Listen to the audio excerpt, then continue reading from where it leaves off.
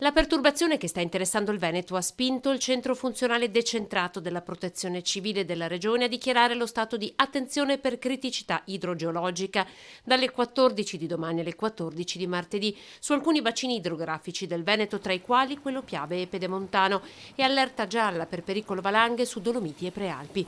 Perché è proprio nella giornata di domani che è atteso un peggioramento del tempo con precipitazioni più abbondanti.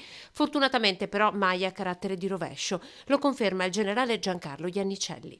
Il grosso arriverà domani, nelle prossime ore, diciamo, quindi le piogge saranno molto più abbondanti, molto più continue, un po' più intense e ci porteranno una quantità di pioggia piuttosto alta. Questo è dovuto proprio all'allontanamento dell'anticiclone che permette questa discesa di aria instabile. In seno a questa aria instabile si formano i sistemi perturbati.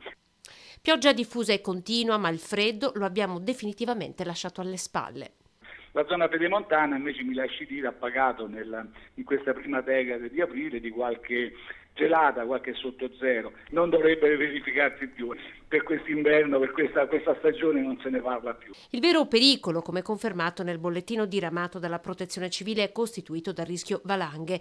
Nell'avviso diramato è raccomandata l'intensificazione del monitoraggio dell'attività valanghiva che potrà interessare le vie di comunicazione in quota.